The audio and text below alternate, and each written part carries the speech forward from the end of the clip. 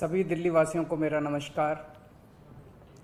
पिछले 1 साल से जब से कोरोना शुरू हुआ है, मैं समय समय पे आपके बीच में आके सभी तथ्यों को, परिस्थितियों को ईमानदारी के साथ आपके सामने रखता रहा हूँ, आपसे चर्चा करता रहा हूँ।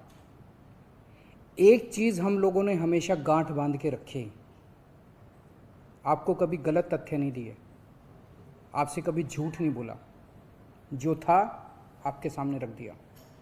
अगर स्थिति अच्छी थी तो भी आपको बताया, स्थिति खराब थी तो भी आपको हमने ईमानदारी से बताया, क्योंकि हम पहले दिन से समझ गए थे कि ये इतनी बड़ी आपदा है कि आपके साथ के बिना, जनता के साथ के बिना अकेले इस आपदा से सरकार सामना नहीं कर सकती।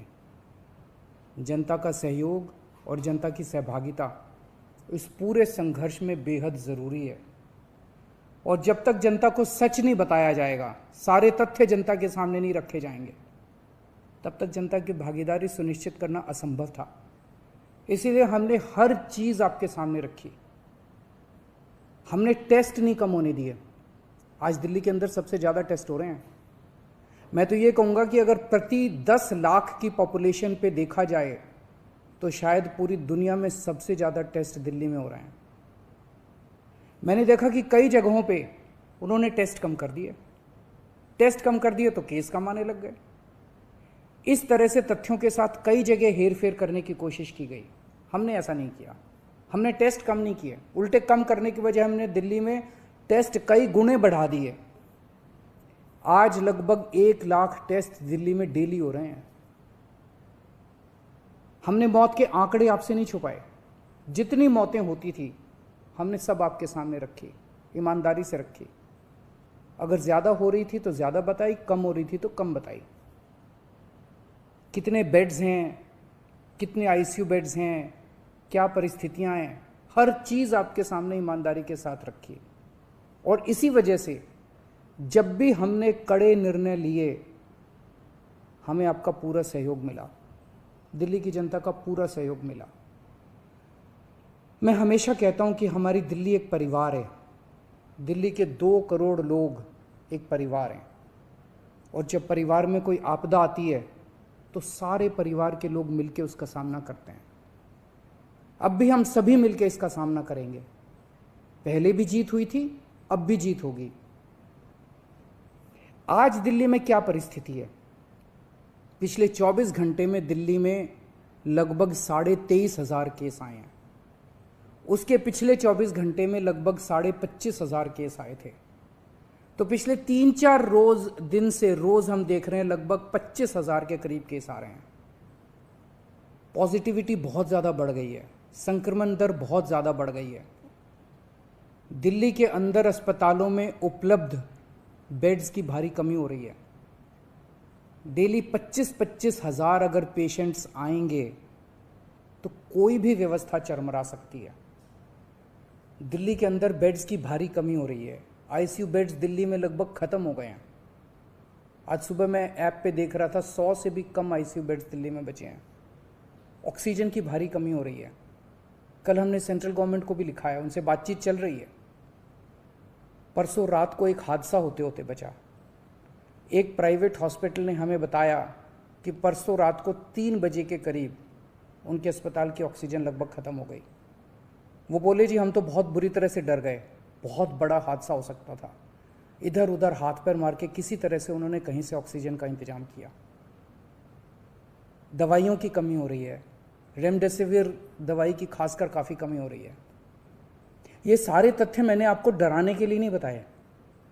ये सारी परिस्थिति है और इन परिस्थितियों में हमें अब अगला कदम क्या उठाना है, इस पे चर्चा करने के लिए मैंने आपको ये परिस्थिति बताई है। तो दिल्ली के अंदर कोरोना की परिस्थिति काफ़ी गंभीर है। अभी तक हमने दिल्ली के अंदर हेल्थ सिस्टम को बड़े अच्छे तरीके से मैनेज किया। दिल्ली में चौथी वेव आई है। पहली वेव पिछले साल जून में आई थी, जिसमें 4,500 के करीब केस आए थे। दूसरी वेव आई फिर सितंबर में, फिर तीसरी वेव आई जिसमें 8,500 के करीब केस आए थे। दुनिया के कई शहर ऐसे हैं, बड़े बड़े देशों के, विकसित देशों के शहर, जहाँ 6,000 केस आए तो उनका पूरा हेल्थ सिस्टम चरमरा गया, कोलैप्स कर गया। दिल्ली में 8,500 केस आए पिछली बार तीसरी वेव में, तब भी हमारा सिस्टम कोलैप्स नहीं किया, उल्टे हमने और ज़्यादा अपनी तैयारियां शुरू कर दी।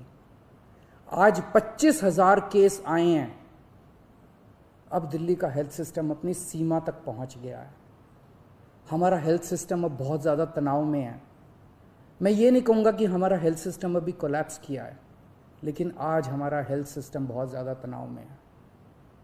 किसी भी हेल्थ सिस्टम की अपनी सीमाएं होती हैं। अनगिनत पेशेंट्स तो कोई भी सिस्टम नहीं ले सकता ना।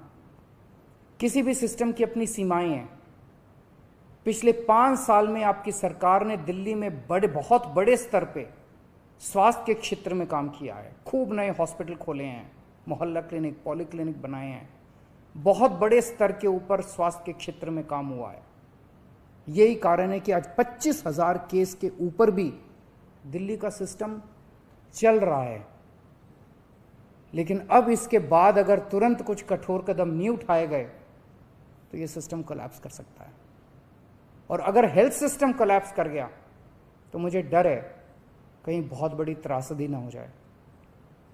जैसे मैंने बताया कि कल एक अस्पताल में ऑक्सीजन बिल्कुल ख़त्म हो गई थी और बहुत बड़ी त्रासदी होते होते बची। मैंने वीडियोस देखे हैं, तस्वीरें देखी हैं, आपने भी देखी होंगी सोशल मीडिया पे। दुनिया के कई शहर ऐसे हैं जहां कॉरिडोर में पेशेंट्स पड़े हुए हैं, सड़कों के ऊपर लोग दम तोड़ रहे हैं। अभी तक हमने दिल्ली को उस किस्म की त्रासदी से बचाया है, वैसा नहीं होने दिया। आज सुबह 11 बजे मेरी और एलजी साहब की मीटिंग हुई और इन सारे पहलुओं के ऊपर, सारी परिस्थिति के ऊपर काफ़ी विस्तार से बातचीत हुई। और उस बातचीत के बाद हमें ये लगा कि दिल्ली का हेल्थ सिस्टम बड़ी मात्रा में और अधिक पेशेंट्स अब लेने में असमर्थ है। अगर हमने अभी लॉकडाउन नहीं लगाया तो कहीं ऐसा ना हो कि बड़ी त्रासदी हो जाए। हम किसी भी हालत में दिल्ली को उस परिस्थिति में नहीं ले जाना चाहते जहां कॉरिडोर के अंदर पेशेंट्स पड़े हैं, सड़कों पे लोग दम तोड़ रहे हैं।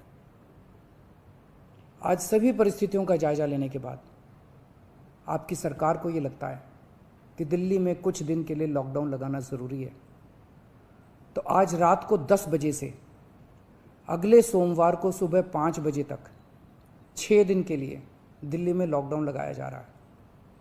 इस दौरान जाहिर है कि जो एसेंशियल सर्विसेज हैं वो जारी रहेंगी, खाने पीने की, मेडिकल व्यवस्थाओं की वो जारी रहेंगी। ये शादियों का सीज़न है, लोगों के बड़े मुश्किल से रिश्ते बनते हैं, हम उनके रिश्ते तोड़ना नहीं चाहते, तो लोगों की शादियां संपन्न हों, लेकिन केवल 50 लोगों के गैदरिंग के साथ संपन्न हो। उसके लिए अलग से पास दिए जाएंगे। इसके बारे में अभी थोड़ी देर में डिटेल्ड ऑर्डर जारी हो जाएगा कि कौन कौन सी चीज़ें जारी रहेंगी और कौन सी चीज़ों पर पाबंदी रहेगी। मैंने और एलजी साहब के हम दोनों ने निर्णय तब लिया है जब हमारे पास कोई उपाय नहीं बचा था। हमारे लिए निर्णय लेना आसान नहीं था, क्योंकि मैं समझ सकता हूं कि लॉकडाउन के दौरान किस तरह से लोगों के रोज़गार ख़त्म हो जाते हैं, लोगों की कमाई ख़त्म हो जाती है, और ख़ासकर सबसे गरीब तबके के लिए तो ये बेहद मुश्किल होता है। जो दिहाड़ी करके रोज़ कमाते हैं उनके लिए तो बेहद मुश्किल हो जाता है। पिछली बार जब देश में लॉकडाउन लगा था, हमने देखा कि किस तरह बड़ी संख्या में प्रवासी मजदूर अपने गांव जाने लगे थे। उनसे मैं ख़ास तौर से हाथ जोड़ के अपील करना चाहता हूँ, ये छोटा सा लॉकडाउन है, 6 दिन का, दिल्ली छोड़ के मत जाइएगा। आपके आने जाने में इतना समय खराब हो जाएगा, इतना पैसा खराब हो जाएगा, इतनी ऊर्जा खराब होती है। दिल्ली में रहिए। मुझे उम्मीद है कि ये छोटा लॉकडाउन है और छोटा ही रहेगा। मुझे पूरी उम्मीद है कि शायद बढ़ाने की ज़रूरत ना पड़े। आप दिल्ली में रहिए, यकीन मानिए हम पूरी ईमानदारी के साथ सब मिल के लड़ेंगे तो जल्दी इस मुसीबत से छुटकारा पाएंगे। मैं आपको यकीन दिलाता हूँ, सरकार आपका पूरा ख्याल रखेगी। मैं हूँ ना, मुझ पे भरोसा रखिए। मेरी दिल्ली के सभी नागरिकों से अपील है कि ये निर्णय हमने बहुत मुश्किल से लिया है। आप सब लोग जानते हैं कि मैं लॉकडाउन के सख्त खिलाफ रहा हूँ। हमेशा से मैंने लॉकडाउन का विरोध किया है। मेरा ये मानना है कि लॉकडाउन से कोरोना ख़त्म नहीं होता, लॉकडाउन से कोरोना की स्पीड कम हो जाती है। मेरा हमेशा ये मानना है कि अगर किसी भी शहर या राज्य की स्वास्थ्य व्यवस्था अपनी सीमा तक पहुंच जाए तो लॉकडाउन लगाना जरूरी हो जाता है, ताकि पेशेंट्स का नंबर कम हो जाए, ताकि हेल्थ सिस्टम को और दुरुस्त किया जा सके। ये जो 6 दिन का लॉकडाउन हम लगा रहे हैं, ये जो 6 दिन हम ले रहे हैं आपसे, इन 6 दिनों के अंदर हम बहुत बड़े स्तर के ऊपर और दिल्ली में बेड्स की व्यवस्था करेंगे। केंद्र से हम मदद मांग रहे हैं, उनसे लगातार संपर्क में हैं। केंद्र सरकार हमारी मदद भी कर रही है, उसके लिए हम केंद्र सरकार के शुक्रगुजार हैं। उनसे ऑक्सीजन की व्यवस्था करेंगे, दवाइयों की व्यवस्था करेंगे। इस लॉकडाउन के समय को हम इन सब चीज़ों के लिए इस्तेमाल करेंगे। मेरी अब सब लोगों से गुजारिश है कि लॉकडाउन का पूरी तरह से पालन करें, घर से बाहर इस दौरान ना निकलें। पहले भी हमने कई कठिन निर्णय लिए और आपने मेरा पूरा साथ दिया। मुझे पूरी उम्मीद है आज भी आप मेरा साथ देंगे। हम मिलके इसका मुकाबला करेंगे और ज़रूर जीतेंगे। नमस्कार।